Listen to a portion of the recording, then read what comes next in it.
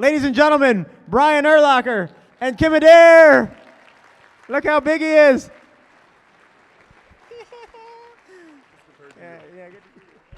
Look how big he is. This is sad. This is so sad. Just compared to you.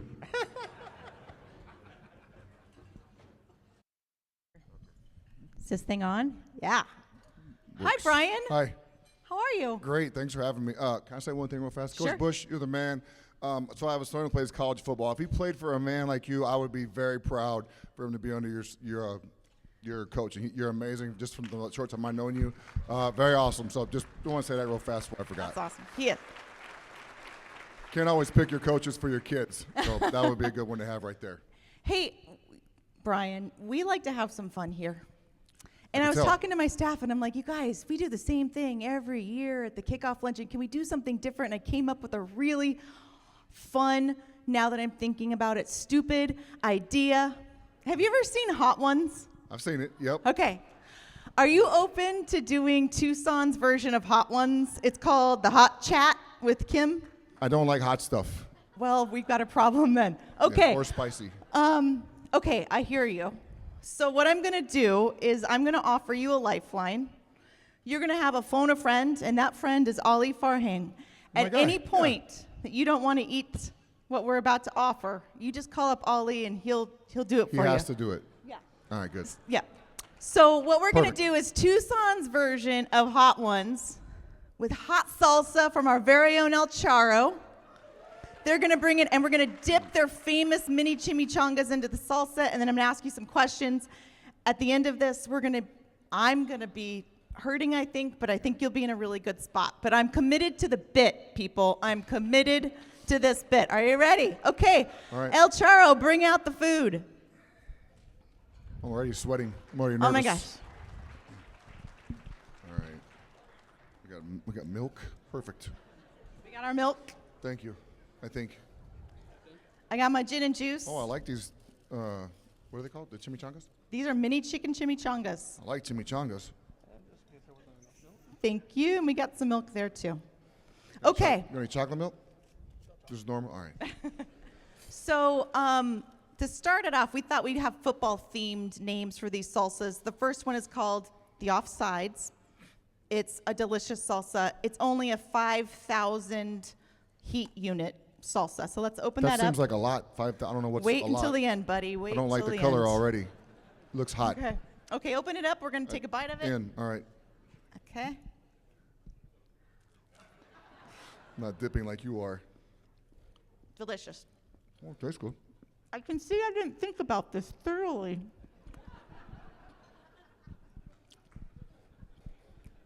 That's not bad. It's delicious. Tastes Okay. good. So, Brian, Oh. I was going to number 2. Sorry. I'm just going to lick it next time, I think. Okay. This isn't your first time to Tucson, right? No, I've not. I was actually here on a visit. Well, I've been here for a bowl game, and Yeah. my son visited here when he was getting recruited for college. Oh, that's awesome news. it Okay. was cool. So in 1997, it was the Insight.com Bowl. You were Yes. here as a New Mexico Lobo. Tell us about that experience coming to Tucson and playing. Well, first of all, they played our Arizona Wildcats in 1997. Anyone at that game in 1997? It's all right. We got some diehard Bull fans. Tell us about your experience going through that. We lost.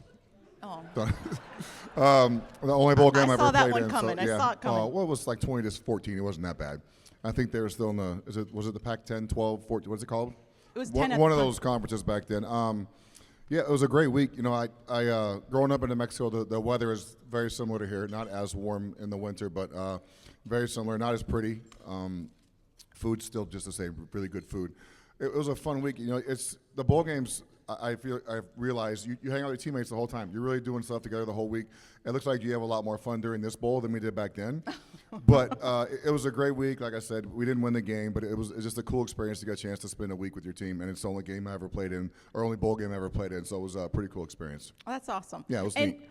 like speaking of the Lobos, one of your New Mexico teammates Yes. was our very own Danny Gonzalez, our defensive coordinator for My the Arizona roomie. Wildcats. Danny was Woohoo! my roomie for a couple years in college. And when we traveled on road games, we were roommates. That's amazing. Can was you fun. tell us any? Now Danny's not here. No, he's he's got a not. big Yeah, game good. coming up this weekend. Big one. Can you tell us any stories about Danny that we should know about? I'll He's just not say going to this. hear about I will this. say this since I want to be nice because he's a coach of young men. But he was a lot more fun back then than he is now. I'll tell you that much. I mean, I guess when you got to be a coach, you got to be kind of dickish and serious all the time. And I saw him. He was like, "Very nice to see you." I'm like, "Oh, okay." Remember me from college when we used to be buddies? But he's very serious. He's a really good coach. You're very fortunate to have him here at Arizona. But he's done good. He's run the defense we ran when I was in college. Coach Long ran it there. It was very good to me. So it's going to be good to the people here at Arizona as well. Awesome. Are you Yes. ready for salsa number 2? No, but I will try. Okay. Number 2. This one is called unsportsmanlike conduct. More greener.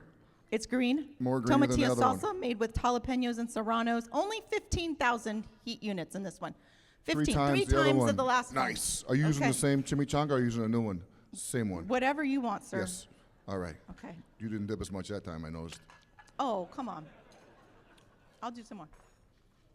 You got 2 bites? Yeah, I can taste that one. I'm real worried Did you now. dip it twice? I did. I'm a baller. Oh, yeah. Okay.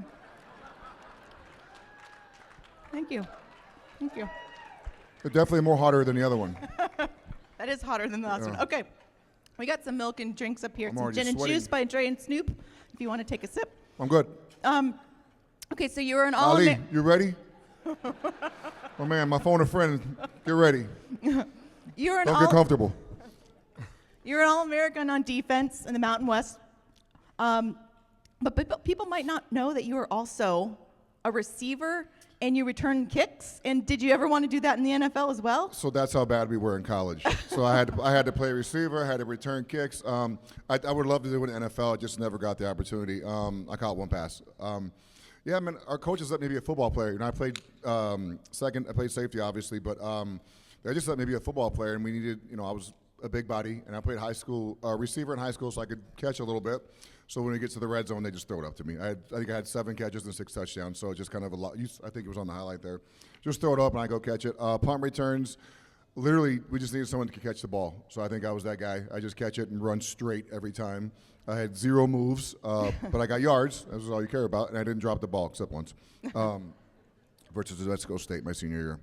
Hopefully nobody was at that game. We lost because I fumbled a punt at the end of the game. Or that's the reason I think we lost at least. So, yeah. Anyway, Oh, awesome. thanks for bringing it up. Yeah, sorry about that. We'll blame Ben. He wrote the questions. Thanks, Ben. Okay, so like for all of us that have been following your career, there is no way we can think of you in anything other than a Bears uniform, right? Yes, love it. You were drafted by the Bears 9th overall, but was there ever a thought that you weren't going to the Bears? Did you ever think you'd be wearing a different uniform on that day? Tell us a little bit about that day. So the draft process, you just never know, and it's crazy. After the NFL season, Mel Kiper had me projected number 9 to the Bears, and I was like, "Oh, that'd be cool." You know, first round draft pick. Of course, I was excited about that. I didn't really care where I went.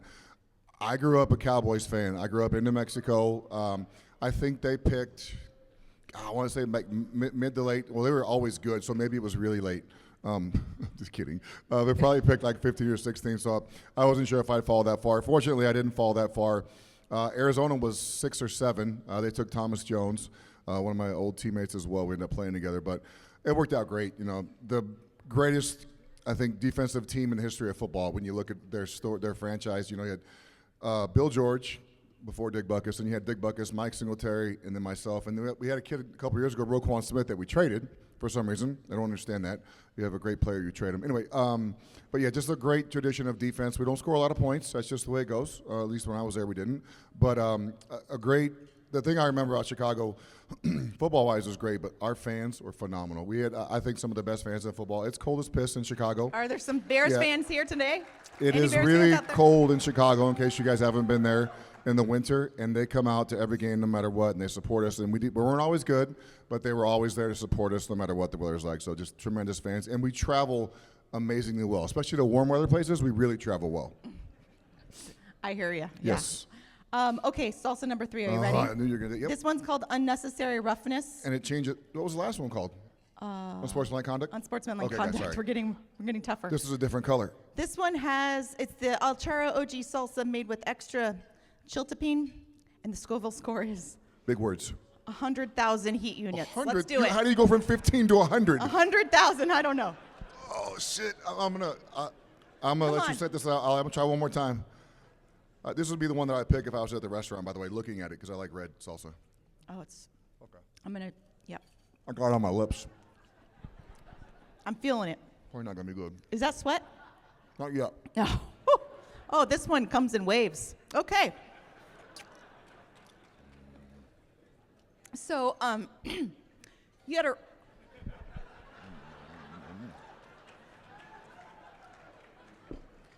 had a really successful NFL rookie season. You were the Defensive Rookie of the Year in 2000. What was your welcome to the NFL moment that year? Did you have any tricks or pranks pulled on you? What do you remember most about that year? I don't remember any tricks or pranks. I made a lot of mistakes, if that counts. A lot of yelling out from my teammates in the preseason for screwing up. That was kind of my moment where you realize it's a job right away because guys are getting paid and they want to do things the right way. So I made some mistakes in the preseason and I got demeaned by a couple of my teammates. So I quickly learned how it was no longer college and fun. It's serious time now. But we had to buy. So this is my favorite thing to do. As a rookies, you have to go pick up donuts on Saturdays for the whole team. I was great. I love donuts. So I was like, hell yeah, this is my job. I'm the first round draft pick. I'm responsible for it every week. So the first round pick, this is the first week. And then you go second week, blah, blah, blah, all the way on down the line. So our fifth round pick missed the donuts one weekend. So who got thrown in the cold tub? Me. Because I'm supposed to be responsible for picking the donuts up and making sure all the rookies get them, but he didn't get them that week. Anyway, dinners, we had to spend $10,000 on a linebacker dinner one night. These guys were getting steaks to go. It's rude. So they get steaks. There's only 7 linebackers. They get the King Louis to go. Everything is to go, I realized. Yes, they're taking it home to their families, but we were very fortunate. I played with some great coaches, and they didn't really allow all that stuff to go on, like this, maybe some of the stuff you hear at other teams. Not a lot of hazing, minor stuff, cold tub, tied to a goalpost, stuff like that. Nothing crazy. nothing really bad. After your rookie year, how many of those to-go steaks did you get after that? 0. I didn't do that to the rookies because I didn't think it was right. Yeah, that's a long story, man. I didn't appreciate the way some guys treated rookies because in my mind, you're going to need these guys during the season to help you win games. Why would you want them to think bad of you or think ill of you going forward? So I had a different mindset on that stuff. Yeah. Good. Okay. Salsa number 4. 4. Dang. Okay. I'm staying in, Ali. One more. One that more? one wasn't terrible. This is a one's really called, weird color. And our U of A friends will enjoy this one. This one's called Lightning Delay. Arizona football, always. Yeah, twice this year already. Okay, this is the Rustica salsa made with chipotle, jalapeno, and scorpion chilies. And the Scoville rating is 300,000. The jumps are too big. I don't understand how you go from 15 to 100 to 300. You can do it. It's okay. I'm going to try it. Who cares? Okay. I'm not dipping a lot this time. Cheers. You're going. I'll do more. Oh, gosh. I'm so nervous. Okay, we're going to fill that one. I'm going to get the question out before I do. You're in, dude. Next, for sure. 100%. Oh, my God. Look at my shirt. You can see the sweat in my shirt. I'm not. A little picture of me right here. You can see me sweating already. Super Bowl 41. Heard of it? I heard of that. Yeah, I think that's Okay. the one we lost. Oh, yeah. Well, I wasn't going to start there. But you made it to the Super Bowl 41. You guys had an incredible clincher at Soldier Field Saints. Soldier beat Field, 'em. thanks. Yes. Tell us about It's hard your to think when your mouth's on I fire, know, isn't it? I know. Yeah. I had this all memorized. Yes. Tell us about that experience. Tell us about the Super Bowl experience. What do you remember about that? What's the most, when you think about Super Bowl 41, other than, the Losing. results, Yeah. what was it like going? Just the process to get there is what I remember. The whole season was pretty special. But the NFC Championship trophy is the George House trophy. My mouth is burning. I'm sorry. You get that trophy for winning the NFC Championship. George House pretty much started the NFL or professional football, and he owned the Bears. So we got to get that trophy in front of our fans at Soldier Field when it started to snow at Soldier Field. It was one of the coolest, I guess, backdrops to one of those. You know, you see them roll out the big stage, and Terry Bradshaw comes out, and our owner, Miss McCaskey there, George House's last living daughter, was there. So we got that trophy in front of our fans. A really cool experience. But the week of the Super Bowl, it's a shit show. I mean, there's so much stuff going on. The media, and we have a lot of media in Chicago. It's 100 times that during Super Bowl week. There's just people everywhere. They have allotted. I may speak to the media. I think my days were Wednesday and Friday during regular season. A Super Bowl week, it was Monday, Tuesday, Wednesday, Thursday, Friday, Saturday. Every day you had to talk to the media. Not a huge media guy, just in case you guys are wondering. I could do without all the media talk. I just want to go play the games. I wanted to practice, get ready to play, and go play. And if I have to talk to them after the game, I would do it begrudgingly. But I just, that was the biggest thing for me is how many people were there. I tried to keep the week normal for me, like I do at home. Boring, basically. Go eat dinner, go to bed. I was in bed at 10 every night. I know Lance was not in bed at 10 every night in Miami at the Super Bowl. I think Lance actually had a good time. Especially now that we lost, I wish I would have had a good time. But it was a great experience. My whole family was there. Just a really cool thing to be. And the thing about it is you think you're going to get back because we had the same team coming back the next year, and we never got back. We lost the NFC Championship in 2010 to Green Bay. Just never got back to that game. It's tough. Yeah, but you got that under your belt, though. You went. Congratulations. You got a second-place ring. Good job. Yes, good for me. But, yeah. Well, I mean, you retired in 2012. Yep. And after a 13-year career there, and then 5 years later, you get a call from the Hall of Fame. Tell us about like that moment, knowing that you, after all of the work that you put into the Bears, all of the years of commitment to football, you are going into the NFL Hall of Fame. Tell us a little bit about that. College Hall of Fame the year before, though. You're right. Yeah, You're right. It was really cool. You know, I never thought about that. I didn't play football to go to the Hall of Fame or to get accolades. I played because I love the game. I just enjoyed being out there with my teammates. And it's funny because I never thought about it at all until the end. People started talking about, like, what do you think you've had a Hall of Fame career? I was like, well, what does that entail? I mean, because there's guys I think should be in the Hall of Fame that aren't in the Hall of Fame. There's people who are in there who I don't think should be in there. So I was like, how do you differentiate who's in? The media does. Back to that again. The media gets to decide if you're good enough to be in the Hall of Fame or not. So, you know, this guy calls you and he builds your case because he has to present it to the people who vote, all the media members at the Hall of Fame, to see if you're good enough to be in the Hall of Fame according to the media, not according to your peers or other players in the Hall of Fame, nothing like that. So it's just a really stressful process. And then, you know, you go to the hotel the night before. We were at Super Bowl 2018 in Minnesota. What a great place for a game. Freezing. It's like negative 30 there. Chicago's coldest place is colder. So we go, and if they knock on your door, that means you made it. If they call you, you didn't make it. So like an hour before we're supposed to know, my phone rings in the room like, oh, we didn't make it, blah, blah. Anyway, it wasn't the person who thought. David Baker ends up coming knocking on my door. I found out I'm in. It's just a huge relief, honestly. I don't know why such a big relief because, you know, no one's guaranteed to be in there anyway, but it was a really cool feeling. You know, all the years you worked to get to that level, and the media decided you were good enough to get in, so it was really cool, I guess. Well, congratulations. Not a lot of people do. Bringing in the lefty. I see you got your top off the next one there. Well, this is what we're doing. We're going a little long. Oh. So we're going to skip number 5, which was 300,000 Scoville. How many? No, the last one was 300,000. 5 was the same? Next one was, 400,000. That one was called Targeting and Ejection. You're still coming in, bro. We're going to go straight to salsa Straight 6. to 6, buddy.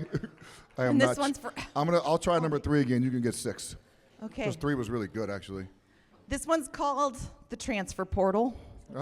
Transfer. I love that one. It's a game changer. It's a matcha salsa made with chili, Dip it. Come diablo, habanero chili, guajillo, Trinidad scorpion, and chili How many mulatto. RPMs? How many of the little big number? How many? Oh my gosh. This one's 1.5 million. Holy shit. I want to Oh, watch. I'm doing it. If you're doing it, I'm doing it. I'm not doing it. I don't care.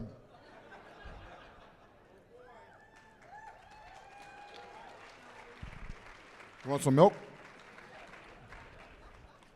Oh, stealing the show. Holy sugar honey iced tea. Oh my goodness. You're drinking the milk. Oh, it's kicking in. Okay. Wow, Well you didn't done. even, it wasn't that bad for you. Well done. You almost make me want to try it, but I'm not going to. Woo. That one's hurting. Okay, last question. Yes. Last question. Oh, Want somebody else to ask it? No, I got it. Come up here. Am I New Mexican? like I said, Fellow New Mexican? okay. Even though you're from the north? Your son Kennedy plays at USC. Yes, he does. Like, you have a unique perspective because you've got a kid that's playing football right now. You played football at UNM, and now all of the rules for like defensive tackling has changed. Knowing like what that looks like now, how would that have changed your game if you were playing under the rules that are now in college and NFL? You already said we're going a little bit long, so I'll try and make my answer short, even though I can talk about this subject forever because you're really struggling. I do not like the new rules of football for tackling. Everything is geared against the defense, sorry. Everything is geared for the offense to score points because people want to see points scored. I get it. But, man, the NFL is even worse than college. The illegal contact after 5. I don't know how DBs play defense anymore on the receivers because they can't touch them, they can't tackle them, they can't do anything.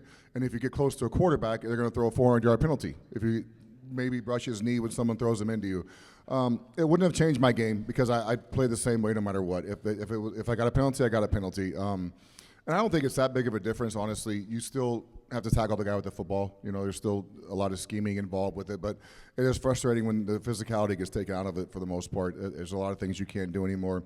I wish they would eliminate the cut blocks because the O lineman can cut D lineman's knees out, no problem. But if you blow an ACL, it's not a big deal. Just don't concuss somebody. That would be the really bad thing to do. Yeah, if you agreed. concuss a quarterback and even if it's a game, that'd be really bad. But don't blow a guy's knee out for the whole year. This makes me so mad. Sorry, I get really pissed off talking about these things. Like in the NFL, if it's 3rd and 15, there's going to be a legal contact penalty, 100%. It's going to be a first down for the offense. It's tough to watch. I understand it. I get it. Safety's the new thing to go, I guess. It's like watching that new kickoff that doesn't really make sense to me either in the NFL. But anyway, yeah, I'm not a big fan. Yeah. Well, I think that's Sorry. exactly the Brian Urlacher-esque answer we expected. Thank you. When people are afraid of you, there's a reason why they're afraid of you on the field. So, not in person, you've been terrific. Thank you so much for being here, Thank being you. a part of our kickoff luncheon. You've been amazing. Thank you all. You're such a good sport. Thank Give you. it up for Brian Urlacher. Good job. Thank you. Keep it going for him. Keep it going for him. NFL Hall of Famer,